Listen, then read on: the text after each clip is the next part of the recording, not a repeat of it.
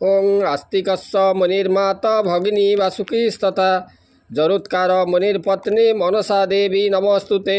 ओं भुजंगसाय विद्महे सर्पराजाय धीमहि तन्नो नाग प्रचोदयात्। नमस्कार सज्जन बृंद, आज आम आलोचना करवा मनसा पंचमी संपर्क में। मनसा पंचमी केबे एवं कहीं पालन कराए, क्यों मैंने पालन करती एवं ये पालन कर जो उद्देश्य कौन, तार जो जो व्रतटी करेंगे मनसा पंचमी व्रत पालन करेंगे, से जो व्रतर विधि विधान कौन रही से संपर्क में आम आलोचना करवा। श्रावण मासर कृष्णपक्ष पंचमी जहाँकि नाग पंचमी बा मनसा पंचमी भाव में पालन कराए। आमर ये सृष्टिकर्ता ब्रह्मा तांकर जो मन माने से जो मनसा देवी को सर्प एवं सरीसृप मानकर देवी रूपरे बा रानी रूपरे माने घोषणा करते से होचंती माने सरीसृप एवं नाग मानकर से देवी भाव में पूजित हेबे। एवं तांकर जो आदि ऋषि जे कि कश्यप ऋषिंकर कन्या भाव में मनसा देवी को ग्रहण कराए। एवं शिवंकर से जो मानस कन्या भाव में से माने से शिवंकर कश्यप ऋषिंकर मनरु से सृष्टि होते। आदि ऋषि जो कश्यप ऋषि तांकर 13 जन पत्नी थे। तांकर अदिति आदित्य जन्म होता, दिति दैत्य, धनु दानव, विनता गरुड़ एवं अरुण, कद्रु ये समस्त सर्पकूल और नागकूलर जन्म होता। कद्रु एवं कश्यपंकर जो मानस कन्या होती जो मनसा एवं से पुष्कर तीर्थ में कठोर तपस्या करी भगवान विष्णु से सदैव पूजित होबार से वर प्राप्त होता लाभ करते। कश्यप ऋषि तांकर मनर संकल्प ये जो देवी जात होता नाम मनसा। एवं आमर गरुड़ पुराण गरुड़ पुराण रे स्मृति पुराण तापरे जदि आप देखिए विष्णु पुराण ब्रह्मवैवर्त पुराण तापरे महाभारत यही सब ग्रंथ रे जो मनसा देवी संपर्क में बंगला रही माने तार वर्णना रही। तापरे बंगलार जो मनसा विजय एवं जो बंगला काव्यर जो रचयिता जे कि विप्रदास एवं जो विजय गुप्तर मतरे ये जो मनसा देवी होती शिवंकर मानस कन्या एवं सर्प मानकर भगिनी एवं सी होती महाराणी सर्पराणी। मात्र कद्रुंकर एक प्रतिमा शिवंकर तेज से पड़ू ये जो मनसा देवी सृष्टि होता बोली कहुए। एवं जितेबाला राजा पृथु भागवत जो वर्णना रही राजा पृथु से जो पृथ्वी को दोहन करते गाई रूप में पृथ्वी को दोहन करते। दोहन करने फल विभिन्न माने सामग्री बा जो जीवजंतुंकर उत्पत्ति होता ता सहित विष उत्पन्न होता। से जो विष से ब्रह्मांड में जितेबाला व्यापी जावाक लगिला ब्रह्मांड ध्वंस होगा अवस्था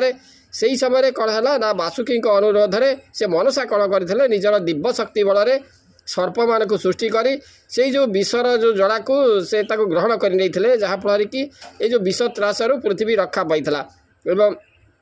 ये जो मनसा देवी ये समुद्र मंथन में जितेबाला माने हलाहल विष बाहर से जगतर कल्याण निमंते भगवान शिव शंकर से आसी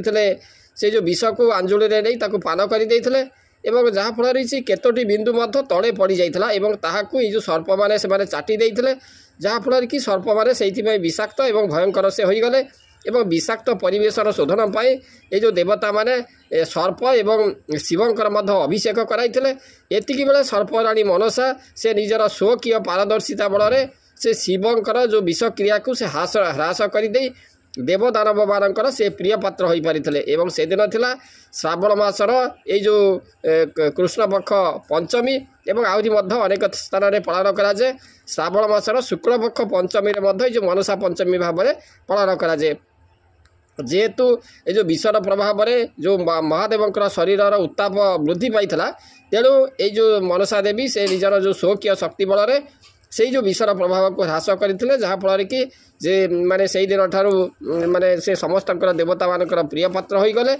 एवं से तिथि प्रतिवर्ष यही भाव में मनसा पंचमी भाव में से दिन टी पालन कर तेणु सी होती सर्प विषहारिणी तापर विष हारिणी भाव में संबोधन कराए। नित्या चिरंतनी पद्मा माने पद्मावती यही अनेक नाम मनसा को संबोधन कराए। तेणु आमर जदि देखा जे आदि नाम नामित जो मनसा देवी पूजा आराधना कराए। एवं आमर जरत्कारु तांकर जो से विवाह करते जरत्कार मुनि को तांकर आस्तिक नामक एक पुत्र जन्म होते वासुकींकर सी होती भौणी। एवं से सर्पयज्ञ जितेबाला जन्मेजय राजा सर्पयज्ञ कले से जन्मेजयकर जो सर्पयज्ञ समस्त सर्प मैंने आसी भस्मीभूत हो जाते से ही समय इलावर्त माने इलावर्त नामक जड़े नाग से कही जे वासुकी को जे तुम भौणी को जन्मे माने जो ऋषि जे कि जरत्कार ऋषि को बह देव तांकरी ठारू जो पुत्र जन्म ग्रहण कर से ही जो जन्मेजयर सर्प यज्ञ तुम जो सर्पकूड़ को से रक्षा करेंगे जहाँफल कि मनसा देवी सहित जरत्कार मुनिकर बह होता एवं सर्पकूड़ को से ही जो यज्ञ को बंद कर जो मनसा पुत्र भाव में जो आस्तिक मुनि से तांकर यज्ञ को रक्षा करते तेणु सर्पवंश माने सर्प दंशन निजर एवं परिवार वर्गंकर सुरक्षित तथा स्वामी एवं संतानर आयुष वृद्धि आरोग्य एवं सुख सौभाग्य कामना करी एवं अपुत्रिक नारी माने पुत्र कामना करी से माने कौन करती जो मनसा पंचमी व्रत पालन करती तो अनेक आशा एवं स्वप्न रखी माँ भौणी मैंने सर्वत्र जो मनसा देवी पूजा करती परवर्ती काल में भारत में जो बौद्ध धर्मर प्रभाव वृद्धि होगा भारत में अनेक स्थान में मनसा देवी बौद्ध जांगुली देवी भाव में से पूजा पाइले अनेक स्थान में जांगुली नामर अपभ्रंश हो जंगली एवं जो जंगल से अपभ्रंश हो जागुड़ई बा बुढ़ी जागुड़ई आदि विभिन्न नाम विभिन्न ग्राम देवी एवं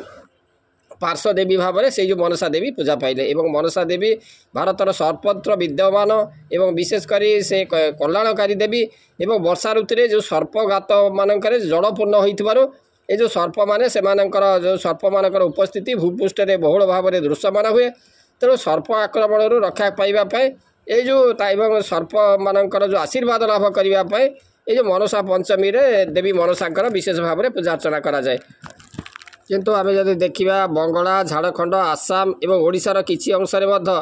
ये मनसा पंचमी व्रत पालन कराए से जो मनसा पंचमी को आषाढ़ मासरे एवं श्रावण मासरे एवं भाद्रव मासर जो कृष्ण एवं शुक्ल पक्षर पंचमी तिथि ये जो मनसा पंचमी व्रत से पालन करती तेणु ये होती माने सर्पराणी एवं देवी मानक भितर स्वतंत्र भाव में पूजा अर्चना कराए माने भारतर अन्यत्र जदि देखा आमर जो श्रावण मासर शुक्ल पक्ष ये जो राज्यगुड़ी को पश्चिमबंग आसाम एवं झारखंड एवं ओडिशार जो केतक अंश ता व्यतीत अन्य अंश अन्य अंचल जो मनसा पंचमी व्रत पालन कराए श्रावण मासर जो शुक्ल पक्ष पंचमी एवं कृष्ण पक्ष पंचमी रे मनसा पंचमी भाव में पालन कराए जेभली भाव में श्रीकृष्ण से कालिया नाग को दलन करते से भाव में आमर जो श्रावण मासर जो जदि देखा जो मैंने यही व्रत पालन करेंगे महिला माने मनसा पंचमी व्रत से श्रावण मासर चतुर्थी तिथि माने जो चतुर्थी तिथि से माने एक भक्ता रे माने गोटे थर से हविष भोजन करेंगे तापर पंचमी दिन से माने व्रत करेंगे एवं पंच उपचार पूजा करेंगे गंध पुष्प धूप दीप नैवेद्य दे से पूजा करेंगे एवं मूर्तिकार नाग एवं किंबा अटार तैयारी जो नाग को पूजा करेंगे कि गोबर रे तैयारी नाग करेंगे कि रूपारे तैयारी जो नागर मूर्ति ताकर पूजा कराए कि क्या केतक स्थान में जीवंत नागर पूजा अर्चना कराए तेणु मनसा पंचमी को नाग पंचमी भाव में पालन कराए नाग पंचमी रे मनसा देवी मनसा देवी सहित अष्ट नागंकर पूजा कराए से अष्ट नाग माने हेले वासुकी तक्षक कालिय मणिभद्र ऐरावत धृतराष्ट्र धनंजय एवं कर्कटक यही जो नाग मानकर पूजा कराए मनसा देवी सहित एवं कौटी कौटी नव नागंकर पूजा कराए एवं आउ केतक स्थान में द्वादश नागंकर पूजा कराए भविष्य पुराण में नाग पूजा संपर्क में वर्णना रही स्कंद पुराण गरुड़ पुराण अग्नि पुराण देवी भागवत भविष्य पुराण अथर्व वेद ये जो मनसा देवी पूजा अर्चना संपर्क में तार महात्मा संपर्क में वर्णना कर मनसा देवी सहित ये जो अष्ट नाग मानकर जो विशेष भाव में ये जो अष्टकूल नागंकर पूजा कराए अष्टकूल नाग मानक वासुकी तक्षक कर्कटक शंख कुड़ील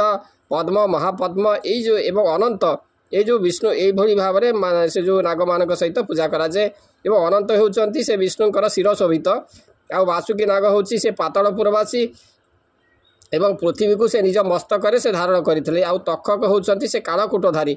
आउ कर्कटक होती से जो कर्कटक